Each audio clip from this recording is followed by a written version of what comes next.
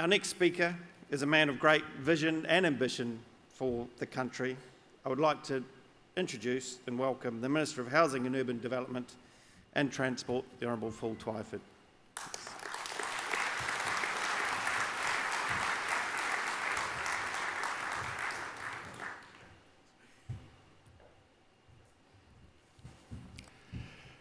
Ngā mihi nui, kia koutou.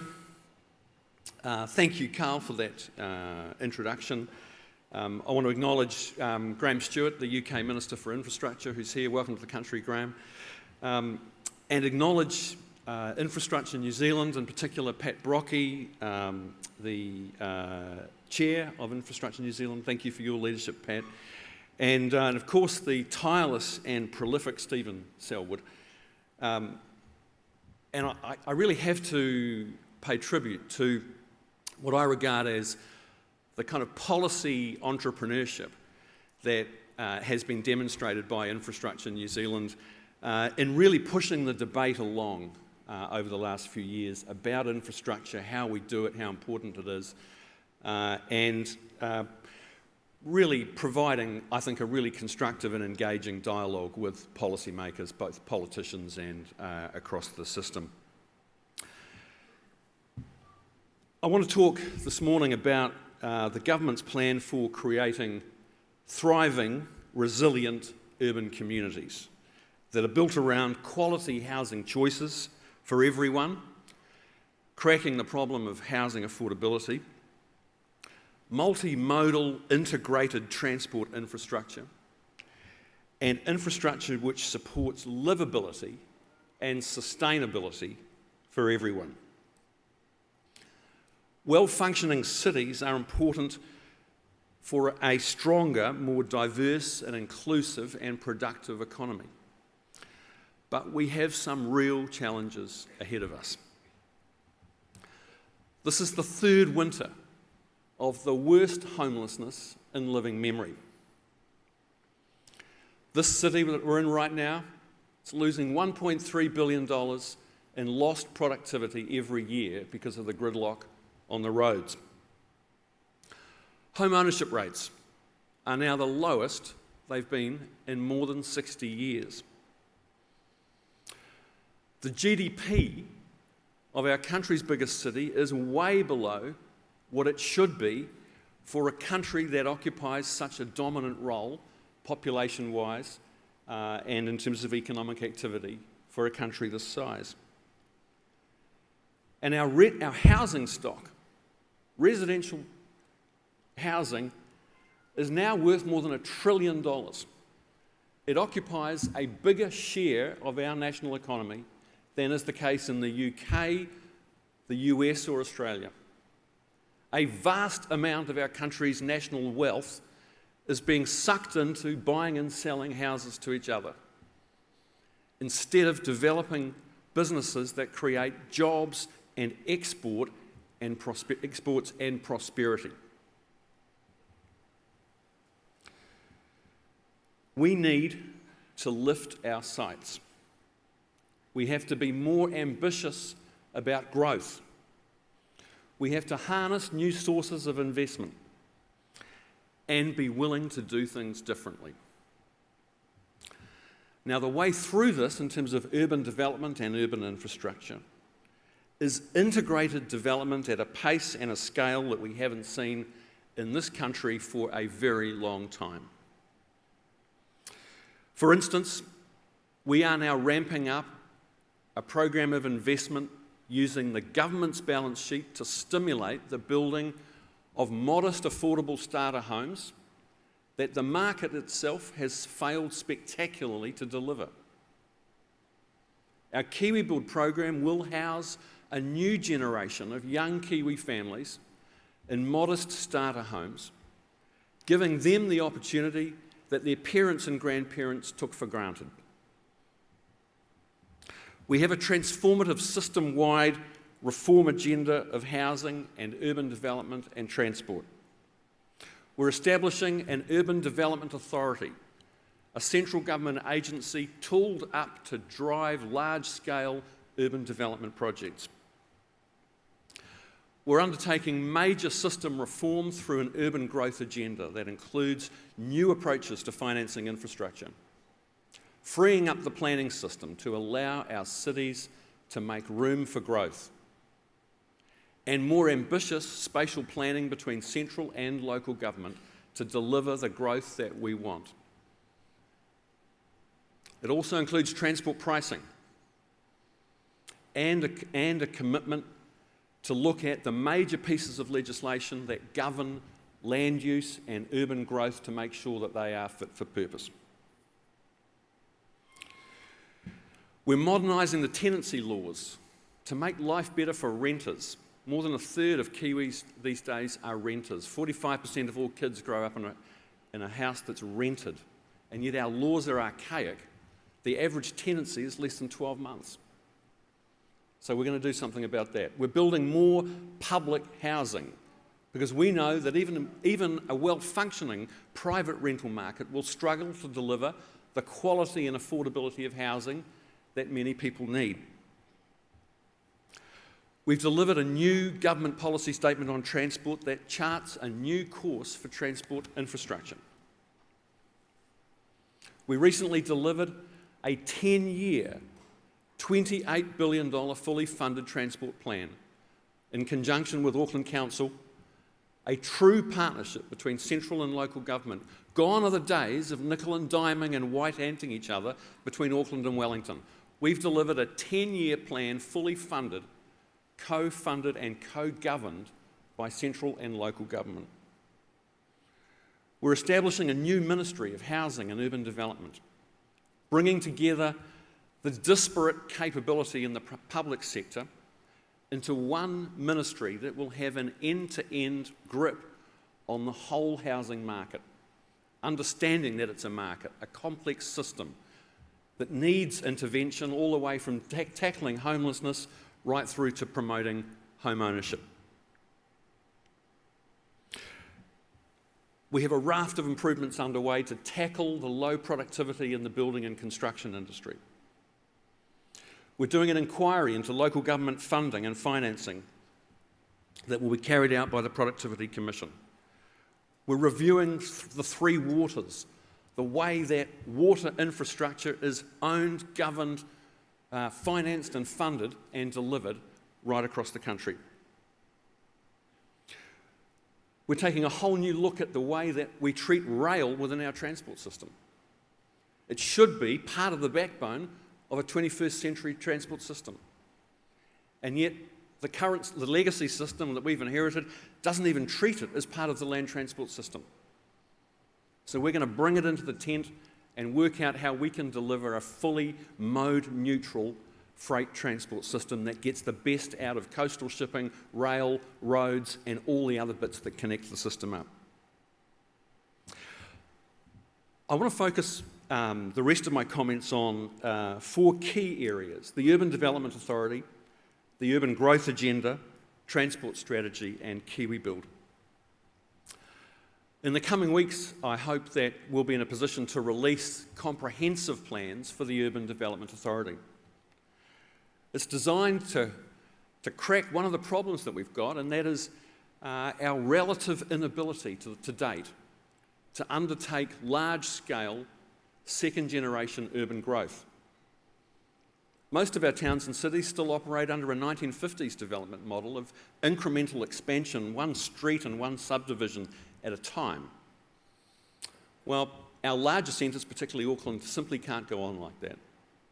We have to work at pace and at scale, and we have to work out how to do density well, and we have to be able to do large-scale brown and grey fields developments. Now, they are too complex and too uncertain for the private sector to do on their own. And that's why we're setting up a powerful new agency that will have all of the funding, financing, zoning, consenting, planning, and infrastructure tools that currently only local government has. The Urban Development Authority will be a powerful new central government agency, but it will be tooled up to partner at the local level with councils, with iwi, with private investors, to build whole new communities, not just subdivisions, not just houses, but whole new communities with all of the things that people need: great transport connections, good urban design, open spaces, civic amenities, retail, access to jobs, all of those things. And we recently purchased nearly 30 hectares of land in Mount Albert at the Unitec campus, and that is going to be a showcase for what modern urban communities can be like.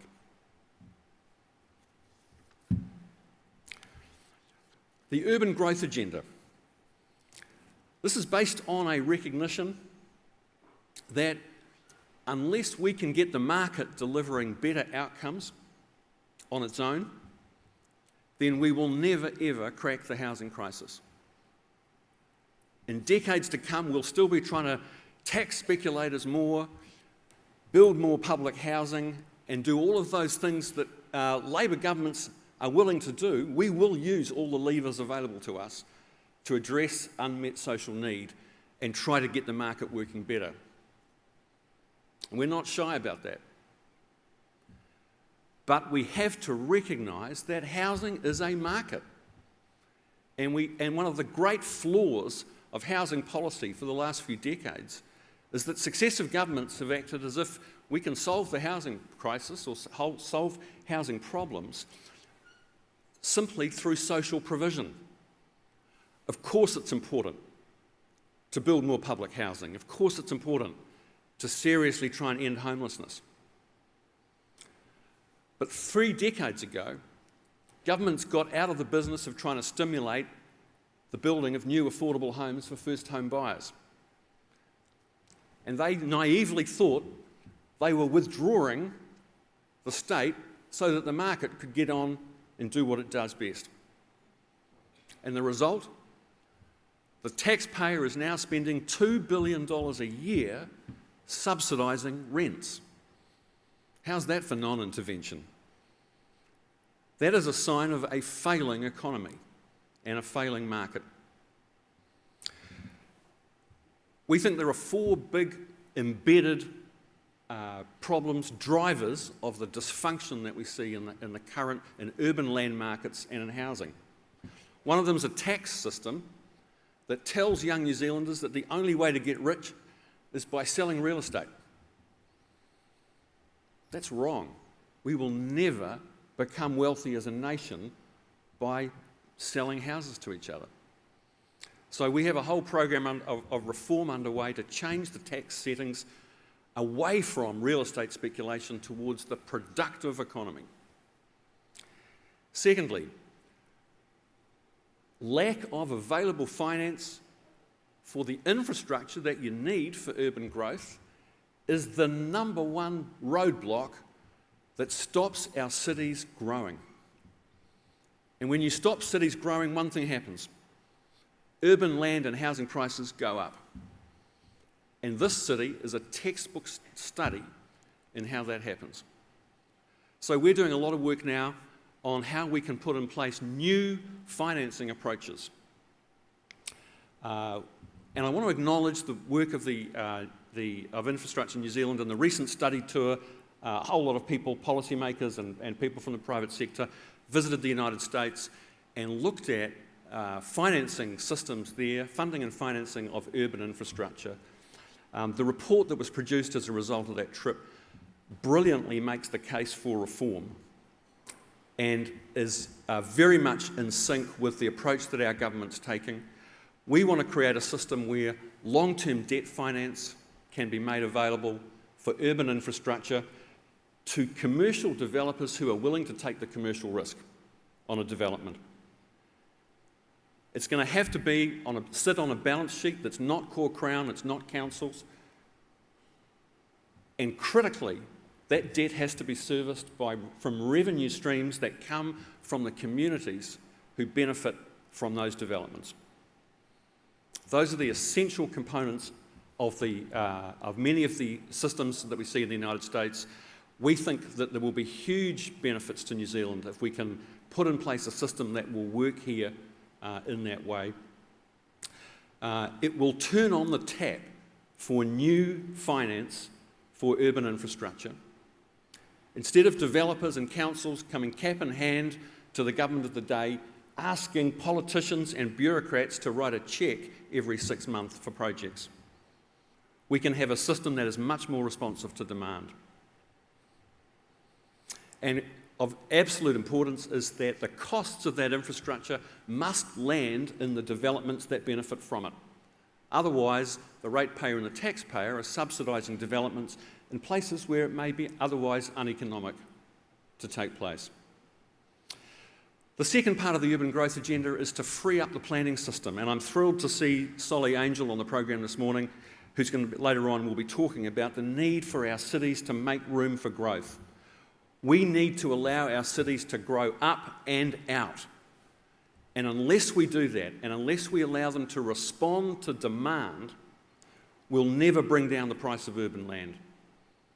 And we're committed not only to freeing up the rules around height and density and doing density much better, but also to replacing the urban growth boundary with a more sophisticated approach to growth on the fringes of our towns and cities that protects good urban form, that protects the places that we want to save for future generations, but allows our cities to grow. That's the agenda.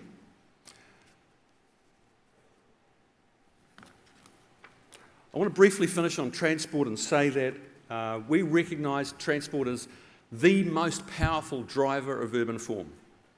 And the defining quality of our new transport policy is that we will use it to drive economic development in the regions and in the cities and to ensure that our cities are livable.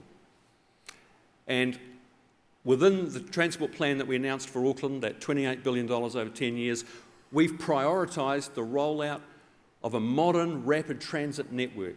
2 light rail projects, the city to Mangere, connecting 2 of the biggest concentrations of jobs in the country, and the city to the northwest to serve that vital northwest growth corridor. This is about creating the trunk architecture of a public transport system that will allow, in peak hours, a pressure valve that will allow some people to leave their cars at home and allow the roads and the motorways to move more freely. We also recognise that road pricing is a critical part of this reform agenda.